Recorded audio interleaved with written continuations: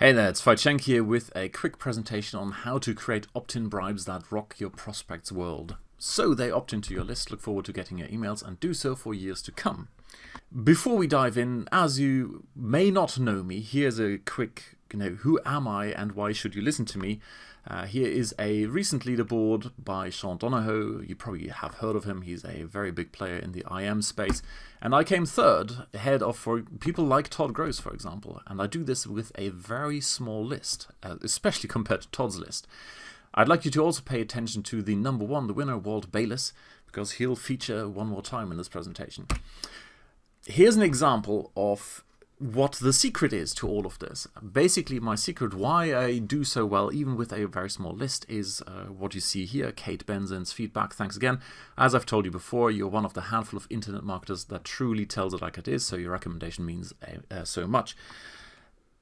That was 4 days ago, and if we now look at this post from Kate, which is from dated 2012, where she also says, I always look at your emails seriously. You are one of the few people I can say that about, and that's because you speak honestly about what's out there in the marketplace.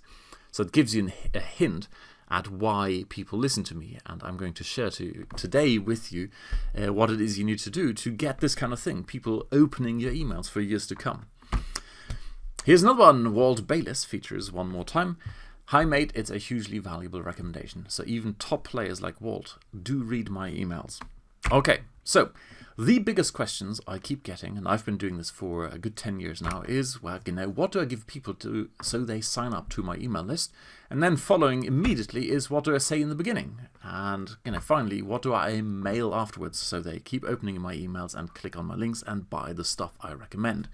Today we're going to focus on the number one, because if you don't have people signing up to your list, it makes no difference what you say afterwards. So today's focus is number one. What do we give people so they sign up? Let me clear up one big stupid myth, and that is that of the ethical bribe. You give them a big package and then they are overwhelmed and go, wow, the wow factor.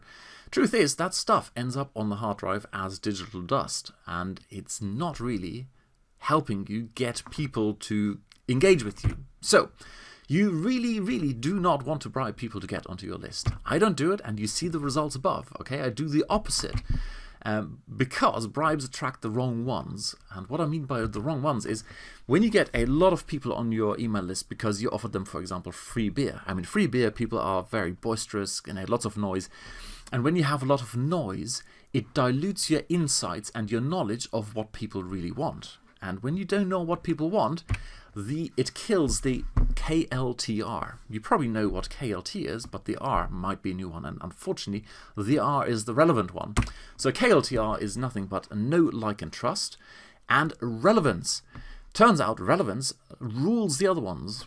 All right, if you have a great know, like, and trust factor, but your relevance goes down and you send irrelevant content, then over time people are no longer saying, well, that was a good investment of my time. That is what relevance is about. Every single day you send out an email, and every single day people have to make a decision. Am I going to look at this email? Now, if the last 3 emails were irrelevant, it didn't help them move on in life, or at least entertain them. If that's not given, they're starting to go, well, you know what, I'm going to skip the next email because the last ones weren't relevant, so maybe it's going to change over time. And if they then dip in again, and again it's not relevant, very quickly it erodes the know, like, and trust factor. So you can, be as, they can know you very, very well because you tell personal stories and authentic stories, which you should be doing. They can totally like you because they resonate with what you stand for, and trust you because you're always honest. If you're not relevant, very soon they're going to stop opening your emails. Alrighty. Going back to what it is we want to do at this point, we want to get people to opt into our lists, and we want to do it without bribing, because otherwise we can't be relevant. Now, the big question you need to answer is, what do people want? And the question, do they want more information? Because that's typically what an opt-in bribe looks like. Hey, there's more information, there's this big package of stuff. Well, the answer is, as you can probably guess, is no, people don't want more information. They want instead answers. They are typically, and ask yourself right now, you are watching this video because you want an answer to the question of what is the perfect opt-in bribe. You want an answer, you don't want tons and tons of information. So the big secret here is that you give them the answer to their very first question. And I've highlighted the there because if you're an expert in your field, or you are interviewing someone else who's an expert in the field and you go, well, there's all this beautiful knowledge, let me put that out there. No, that's irrelevant. What people want is a question to their own first question. So I'll give you a couple of examples. If you're into tomato growing or gardening, I'm into gardening, do not give them, well, the 7 deadly sins all tomato growers make. That's very 1980s. Well, it's not 1980s, like 2000 and something.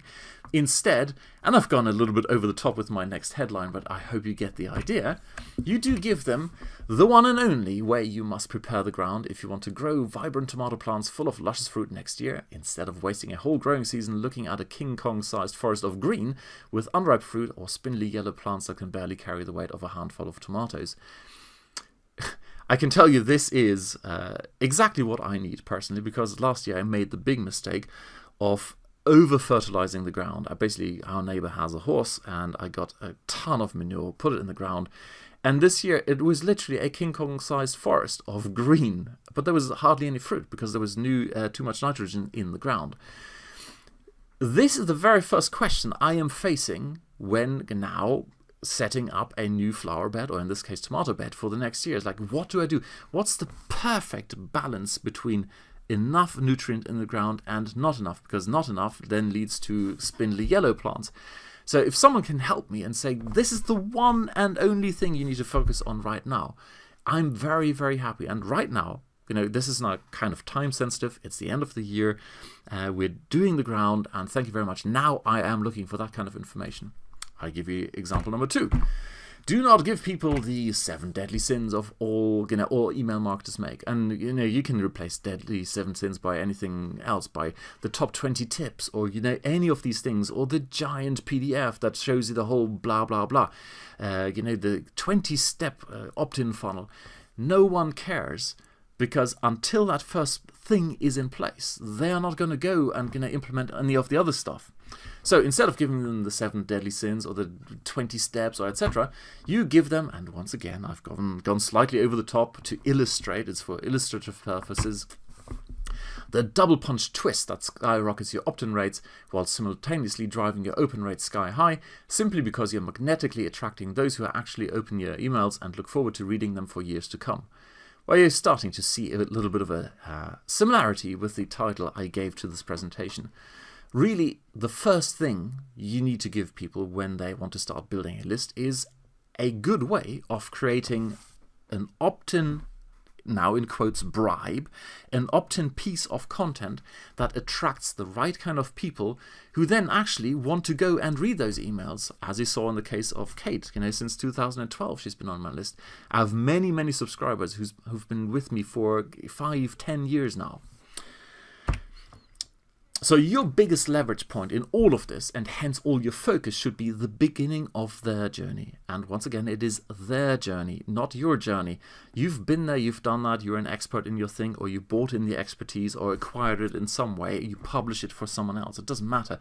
But if you're ahead of people, you always need to step back and ask, what is their first question they're asking themselves? Because if that first step is not in place, nothing else matters. With the tomatoes, if you told me this is like the perfect way to tie up hot tomato plants so they grow very few leaves, and there's optimal sun shade ratio for the tomatoes, I don't care, because I never get to the point of having tomatoes because I over-fertilized my ground. So the consequences of knowing this or doing this, focusing on the beginning of their journey, is that you actually know where they are in their journey. And when you know that, you can send out relevant content. That means you and your messages are relevant. And as I've told you in the beginning, relevance rules everything else, even know, like, and trust. So here's a bonus answer for you, a bonus question. And namely the answer to the question, what else do they want? Well, I kind of mentioned journey, and it turns out they want certainty. Not only do they want answers, but they also want certainty that it is worthwhile following you. So when you start talking to someone who opts in, they need to see that you have traveled that path. I'll tell you in the following way. Really what people are looking for is someone who was where they are right now and has traveled the path to the destination they want to be in, and who has overcome all the obstacles on the way and is now willing to share that journey. That is what they're looking for. They're not looking for some mystical, ooh, there might be something at the very end, I'm the major guru. No, you can by all means be the guru and the expert, but they need to see that you truly understand where they come from, what obstacles they're facing, from the perspective of someone who has not traveled that path. So you need to share this at the beginning of the journey together, because until they have certainty that they are following the right person, it's always, am I doing the right thing? Maybe I should follow someone else. There's an extra bonus for you. They have yet another question, and incidentally, this applies not only to email marketing, but all marketing. In the beginning, when people don't know you, they have this question at the back of their minds, namely, is this likely to be a good investment of my time, energy, and privacy? Because you might be, inviting them to a 2-hour video. And trust me, I've done that. I've been there and done that. In the beginning, I went, all my best content, here it is, 2 hours of it. And guess what? Very few people watched it because, well, we live in a time where people are time-starved. So, the less they know you, the more important it is for you to focus on that question and give them an answer to that question so they can see for themselves. And that is the key thing here. You must give them an opportunity to see for themselves that it is a good investment of their time and energy. So they go, I am in the right place. It's very likely, or I am certain that following this person and following the information they're giving is actually going to lead me to where I want to go. And it has to hence happen in a very short time because people are not willing to spend hours on a webinar. And in this video, I'm going to keep it under 15 minutes so you can see for yourself that I actually know what I'm talking about. So don't give them the 100-page ebook. Keep it short. Focus on that one question, give the answer, and so people can see for themselves, yes, this is good. So if you want more, like for example, the whole process in a structured way with templates, or answers to the questions like what do I say in the beginning or what do I mail afterwards, well, I do have an email coaching program and it opens twice a year. If right now, as you're watching this video, the program is not open, there's a waiting list, and you can find out more at onlinerule.com, that's my website, or of course at the link down below the video. Now, in the meantime, if you happen to go there at a point when the program just isn't open, there is also another program I have which is called Pick Your Path, and it's all about getting started with online marketing with the bare minimum. The focus here is to have as few moving parts as possible, and that's why I call it the one-page model, although in practice it's 1-point-something pages. So you can always focus on the actual leverage points, the 80-20 principle in action, the stuff that actually makes a difference, as opposed to all the other things you're led to believe you should be using. Good news is it's free, plus if you're now focused on email marketing, Pick Your Path has at its core foundation the TOM model, traffic to offer match. And basically it helps you become and stay relevant, because the moment you create offers that are relevant to your audience, and you've seen this in this video here, the philosophy is to figure out what is the first step, the first obstacle people face, so you can help them with that. And that's exactly what we're doing in the Pick Your Path model as well. We're figuring out what's the first obstacles people need help with. So having that as a foundation is actually a great starting point if and when you want to join the email coaching program. So go and have a look at onlinerule.com or check out the link down below. Alrighty, cheers, bye.